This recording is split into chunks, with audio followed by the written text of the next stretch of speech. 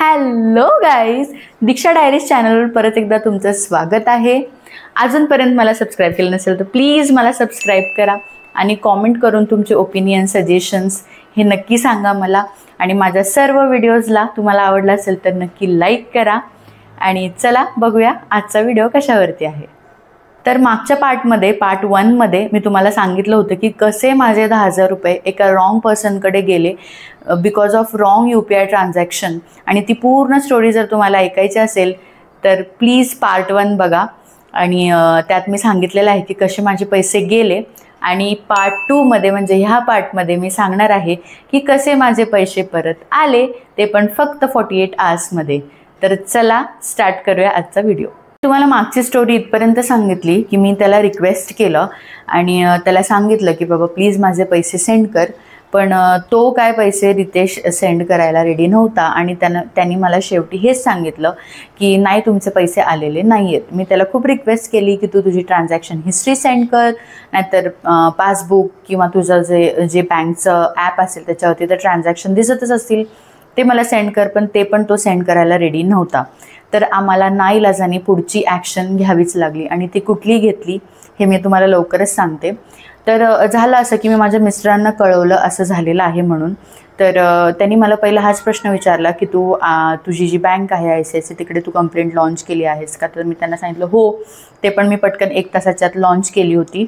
आणि सायबर क्राईमचा जो 1930 मी तुम्हाला जे मागच्या व्हिडिओमध्ये पण तो नंबर सांगितला त्यावर पण मी कंप्लेंट लॉन्च केली होती.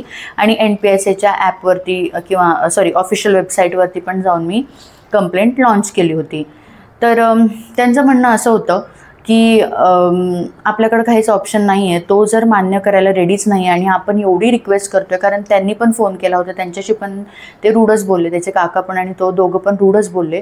सो मग ते जेव्हा संध्याकाळी आले कामावरनं तेव्हा आम्ही असं ठरवलं की आपण पोलीस स्टेशनला जाऊ आणि एक कंप्लेंट देऊन ठेवू. काय होईल नाही मला माहिती नव्हतं, कारण खरंच मला वाटलं नव्हतं की 10,000साठी पोलीस आम्हाला सिरियसली घेतील आणि एंटरटेनसुद्धा करतील. त्यामुळे मी थोडीशी डाऊटमध्येच होते. बट माझ्या मिस्टरांमुळे आम्ही गेलो चिखली पोलीस स्टेशनला. आणि तिकडे गेले त्यांनी आम्हाला बसून सगळं विचारलं की कसं काय झालं. तर त्यांना मी पूर्ण डिटेल्स सांगितल्या. आणि तिकडे गेल्यानंतर पण म्हणजे त्यांनी आम्हाला असं सजेस्ट केलं. आणि आमचं पण म्हणणं दोघांचं हेच होतं की आपण पहिलं रिक्वेस्ट करून बघूया, अजून एकदा फोन करून पोलीस स्टेशनमध्ये. त्यांनी जर दिलं तर ठीक आहे, कंप्लेंट लॉन्च करायची काय गरज लागणार नाही. कारण माझं आणि योगेशचं म्हणजे माझ्या मिस्टरांचं हेच म्हणणं होतं की तो लहान आहे आणि म्हणजे एवढं मॅच्युरिटी लहानपणी नसते. तर आपण लगेच एवढी स्ट्रिक्ट ॲक्शन घेऊन त्याच्यावरती कंप्लेंट लॉन्च करणं थोडंसं चुकीचं वाटतं. So will request once again. तर आम्ही तसंच केलं. मग परत एकदा तिथे फोन लावला आणि माझे मिस्टर त्याच्याशी बोलले आणि त्याला रिक्वेस्ट केली की हे बघ आम्ही पोलीस स्टेशनमध्ये आलेलो आहोत. त्याला पोलीस स्टेशनचा एक आम्ही व्हिडिओ पण पाठवला की आम्ही खरंच इकडे आलेलो आहोत आणि we are about to launch a complaint against you. पण त्याच्या अगोदर जस्ट आम्ही तुला रिक्वेस्ट करतोय की तुझ्याकडे जर आले असतील तर प्लीज उद्या सकाळपर्यंत बँकमध्ये जाऊन तू पाठव. पण परत तो तेच म्हणे की माझ्याकडे नाही आले पैसे, सॉरी. आणि त्याने असं करून फोन कट केला. सो आमच्याकडे ऑप्शन नव्हता. सो आम्ही गेलो पोलिसांकडे आणि पोलिसांनी आम्हाला त्याचा नंबर मागितला, सगळे डिटेल्स मागितले. आम्ही सगळं त्यांना दिलं. आणि मग पोलिसांनी पण त्याला फोन लावला आणि पहिल्यांदा ते अशा चांगल्याच भाषेत त्याच्याशी बोलले की हे बघ बाळा, तुझे सगळे डिटेल्स आमच्याकडे आहेत, तर तू ह्यांचा जो म्हणजे तुझे चुकून तुझ्याकडे पैसे आलेले आहेत ते तू ह्यांना कृपा करून सेंड कर. त्यांनी पण खूप अशा छान भाषेत रिक्वेस्ट करून ते बोलले. बट त्याचं असं म्हणणं होतं की मी चेक करून सांगतो. तर म्हणजे मला थोडंसं असं वाटलं की अरे सकाळपासून मी याला फोन करते 10 वाजल्यापासून ते आत्ता 6 वाजले तरी पण ह्यांनी अजून चेक केलं नसेल का. तर मग असं म्हणून त्यांनी फोन कट केला. तर मग मी त्यांना पण बोलले पोलिसांना की सकाळपासून तो मला हेच बोलतो की मी चेक करून सांगतो पण त्यांनी अजून काय चेक केलेलं नाही आहे. तर मला कुठेतरी वाटत होतं की तो खोटं बोलतोय. आणि पोलिसांना पण तोच डाऊट आला कारण त्याची भाषा थोडीशी सरळ नव्हती बोलायची. He was very rude. So मग आम्ही वेट केला. मग आम्हाला पोलीस बोलले तुम्ही थोडंसं 10-15 मिनटं बाहेर बसा आणि होप सो चेक करून तो कॉल बॅक करेल, कारण तो तसं बोलला होता की मी चेक करून सांगतो. मग आम्ही 10-15 मिनटं वेट केला, अर्धा तास वेट केला, त्याचा काय फोन आला नाही. तर मग आम्ही पोलिसांना विचारून परत त्याला कॉल लावला. तर त्यांनी साधा कॉल तर माझा काय उचलला नाही, त्यामुळे मी तो मला व्हॉट्सअपवर ऑनलाईन दिसला तर मी व्हॉट्सअपवरती व्हॉइस कॉल केला. तर केल्यानंतर त्यांनी माझा फोन उचलला आणि मी त्याला विचारलं की तू चेक केलं का बाळा, तू चेक केला असेल तर मला सांग खरंच आले असतील तर तो अजून पण तिथं पोलीस स्टेशनमध्ये मी थांबले तरीही तो रेडी नव्हता. पोलीस पण त्याच्याशी सॉफ्ट लँग्वेजमध्ये बोलले तरी पण तो मान्य करायला काही रेडीच नव्हता. मग शेवटी मी पोलिसांना परत सांगितलं की तो मान्य करायला रेडीच नाही. तर मग पोलिसांनी पण आम्हाला अशी आयडिया दिली की तुम्ही त्याला व्हिडिओ कॉल करा. मग आम्ही त्याला व्हिडिओ कॉल केला आणि त्यांनी लकीली उचलला आणि त्याला मी पूर्ण पोलीस स्टेशन दाखवलं आणि शेवटी पोलिसांच्या हातात फोन दिला. मग पोलिसांना पण हे झालं ना की चेक करून सांगतो बोलला आणि तू चेक केलं नाही तर नाहीच बोलायला लागला. तर मग पोलिसांनी शेवटी त्यांचा हिसका दाखवला आणि त्याला खूप रूड आणि बॅड लँग्वेजमध्ये त्याला बोलले. तर मग ते बोलल्यानंतर मला पण ॲक्च्युली चांगलं वाटत नव्हतं, बट आमच्याकडे काही ऑप्शन नव्हता. सो हे होऊ द्यावं लागत होतं आम्हाला. मग त्याला पोलीस बोलले की हे बघ तू ह्यांचे पैसे देऊन दे, नाहीतर मग आम्हाला पोलीस कंप्लेंट लॉन्च करावी लागेल आणि तू ज्या एरियामध्ये राहतोस त्याचा सगळा तुझा ॲड्रेस आणि डिटेल्स आमच्याकडे आहेत, तर आम्ही असं तसं तिकडे पोलीस पाठवू शकतो. तर हे सगळं करण्याच्या अगोदर आणि कंप्लेंट लॉन्च करण्याच्या अगोदर अजून एकदा विचार कर आणि हा फोन ठेवल्यानंतर 10 मिनटात तुझा फोन आला पाहिजे की उद्या सकाळी पैसे पाठवतो म्हणून. तर मग असं करून त्यांनी त्यांचं खूप सारं काय काय बोलून त्यांनी फोन ठेवला.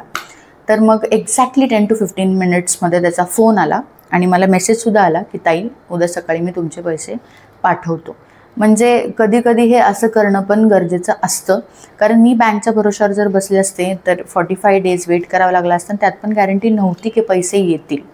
त्यामुळं खरंच मी पोलिसांचे आभार मानेन, चिखली पोलिसांचे, की त्यांनी खरंच आमचं हे प्रॉब्लेम सॉल्व्ह केला आणि त्यांनी बोलल्यामुळं खूप जास्त फरक पडला. कारण योगेशला तर वाटलं होतं की ते म्हणजे आपल्याला हेल्प करतील, पण मला 0 गॅरंटी होती. मला पोलीस स्टेशनची पायरी चढताना पण हेच वाटत होतं की नाही, आय डोंट थिंक सो हे आपल्याला हेल्प करतील फक्त 10,000 रुपीजसाठी आणि एंटरटेन करतील सुद्धा, आत घेतील सुद्धा आणि बोलूसुद्धा देतील की नाही. म्हणजे हे सिस्टमबद्दल ना सगळे गैरसमज आणि मिसअंडरस्टँडिंग्स आपल्याबद्दल आपल्या मनामध्ये क्रिएट झालेले असतात. पण खरंच चेंज झालेलं आहे आणि ते एंटरटेन करतात आणि बसून शांतपणे त्यांनी आमचं ऐकून घेतलं, हे आम्हाला खूप बरं वाटलं. आणि त्याच्यानंतर मग आम्ही कंप्लेंट लॉन्च नाही करायचा असा निर्णय घेतला आणि घरी आलो. घरी आल्यानंतर पण त्याचा मला टेक्स्ट मेसेज आला की सकाळी मी माझी बँक ऑफ महाराष्ट्र आहे आणि मी तिकडे जाऊन तुम्हाला उघडल्या बँक तुमचे पैसे मी ट्रान्सफर करतो. तसंच झालं. सेकंड डेला परत मी त्याला सकाळी अराऊंड 11, 11:30 रिमाइंडर देण्यासाठी फोन केला. तर तो बोलला हां मॅम मी बँकमध्येच आलेलो आहे आणि मी तुमचे पैसे सेंड करतो. आणि त्याच दिवशी त्यांनी बँकेत जाऊन माझे पैसे सगळे सेंड केले. तर ह्या सगळ्या सिच्युएशनमधनं मला एक शिकायला भेटलं की जेव्हा पण UPI ट्रान्झॅक्शन आपण करतो, मोठी अमाऊंट 10,000, 20,000, 50,000 जेव्हा करतो तेव्हा पहिले पैसे पाठवून बघणे, समोरच्याचं रिसिव्हर नेम चेक करणं हे खूप गरजेचं असतं. त्यामुळे आता मला खूपच मोठा चटका बसलेला आहे. त्याच्यामुळे आता मी इथून पुढे केअरफुल राहणार आहे. आणि तुम्हाला पण ह्यातनं तुमच्यासोबत पण असं काय झालेलं असेल तर मला नक्की कमेंट करून शेअर करा. आणि मला अजून ह्याच्या पुढे कुठल्या गोष्टीसाठी म्हणजे अजून काय तुम्ही डिफरंट ह्या सिच्युएशनमध्ये करू शकला असतात अजून छान आणि फास्टर वेनी रिझॉल्व्ह करण्यासाठी ही सिच्युएशन, ते पण मला कमेंट करून सांगा. आणि जर तुमच्यासोबत असं काय झालेलं असेल तर मी जे ॲक्शन्स घेतले ते तुम्ही पण घ्या. मला माहिती नक्कीच ती हेल्प होईल. आय कांट गॅरंटी, बट नक्कीच माझ्या ह्या सगळ्या स्टोरीमध्ये कुठेतरी तुम्हाला एक चांगला सल्ला भेटेल आणि पुढं तुम्ही पण अशा काही चुका करणार नाही. माझ्या चुकांमध्ये तुम्ही पण शिकाल असं मला वाटलं, म्हणून मी ही स्टोरी शेअर केली. आणि तो सेकंड डेला मला त्याचं नाव माहिती होतं, कारण बँकनी मला डिटेल्स दिले होते त्याचे. सेकंड डेला मला त्याला आय डोंट नो कसं कळलं माझं चॅनल आहे की त्यांनी यूट्यूबवर त्याला मी दिसले, कारण व्हिडिओ कॉलमध्ये त्यांनी मला पाहिलं होतं. तर सेकंड डेला मला वरती नोटिफिकेशन आलं की दिस पर्सन, म्हणजे for example Ritesh has subscribe to your channel. तर तो पण आता त्यांनी मला आत्ता सबस्क्राईब केलेला आहे. नक्की हा व्हिडिओ तो बघत असेल मला माहिती आहे. तर रितेशसाठी मला एकच सल्ला असेल की दादा तुझ्या लाईफमध्ये ना तू लॉयल राहा. कारण जेव्हा आपण लॉयल राहतो ना, it takes you long way, खूप लांबपर्यंत तू जाशील जर तू लॉयल राहशील तर. त्यामुळं खरेपणा हा खूप गरजेचा असतो आणि तो आपल्याला कुठेतरी त्याची परतफेड भेटत असते. आपण जर कुणाला चीट केलं, चीट करून कोणाचे पैसे ठेवून घेतले तरीसुद्धा आपल्याला ते त्याच्यापेक्षा 10 पटीने नुकसान होतं. आणि जर आपण खरेपणाने कुठल्या गोष्टी केलेल्या असतील तर त्याच्यापेक्षा 10 पटीने आपला फायदा होतो. तर मला त्याला हेच सांगायचं आहे, रितेश तू जर बघत असतील तर नक्की लॉयल राहा. तुझा नक्कीच पुढे खूप फायदा होईल, कारण अजून तू लहान आहेस and you will go a long way. आणि नंतर मी त्याला थँक्स पण बोलले आणि त्याला कुठल्या तरी गोष्टीसाठी आय थिंक त्याचा नंबर काहीतरी ट्रान्सफर करायचा होता. त्याला 200 रुपयाची गरज होती. तर मला बँक मॅनेजर पण बोलले, मॅडम गरीब मुलगा आहे तो आणि एवढं म्हणजे नाही का ही हॅज कोऑर्डिनेटेड वेल नाव. तर तो मला रिक्वेस्ट करत होता की मॅम 200 रुपये द्या प्लीज. तर मी खुशीत त्याला 200 रुपये पाठवले, कारण त्यांनी जर सहकार्य केलं नसतं थोडं जरी तरी ते पैसे आले नसते किंवा माझा ब्लॉकला नंबर टाकला असता किंवा असं काही केलं असतं. तर त्यामुळं मी 200 रुपये देऊन टाकले खुशीत. तर ही अशी होती माझी स्टोरी. तर मला नक्की कळवा कसा वाटला तुम्हाला हा व्हिडिओ, आणि पुढे नवनवीन व्हिडिओज आता येतीलच. तर स्टे ट्यून. चला बाय. आणि माझ्या चॅनलला सबस्क्राईब करा प्लीज. आणि जर व्हिडिओ आवडला असेल लाईक करा, कमेंट करून तुमचे नक्की ओपिनियन्स मला कळवा. चला बाय.